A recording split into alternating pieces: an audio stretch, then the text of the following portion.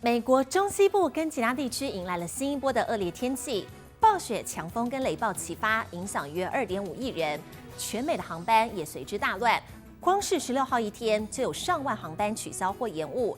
美国政府局部关门，机场安检人力又不足，让机场混乱的情况更加恶化。龙卷风来袭，谷仓整个被掀翻，吓坏躲在里面的驴子四处狂奔躲避。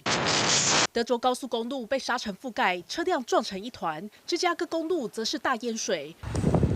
而在威斯康星跟密西根，只见大雪纷飞，视线几乎归零。We actually ended up lost because we couldn't see one of the road signs. 恶劣天气再度席卷美国大片地区，影响超过2.5亿人。重灾区威斯康星州积雪超过90公分，交通意外频传，暴雪、强风、雷暴甚至龙卷风肆虐，预计将持续好几天，更导致空中交通陷入混乱。So last night, our flight canceled, and so we're here till like midnight, and so now we're back again today. Amazing. Now they let you get off the plane now. If you want to get off the plane. 光是16号一天，全美就有4000多架航班取消，9000多架延误，有乘客人都已经登机，又被请回登机室等待，相当无奈。I know Philadelphia, where I'm studying, has bad weather right now. I know winter is prolonged, but I can't help but think like the low staff because of the shutdown has an effect on it.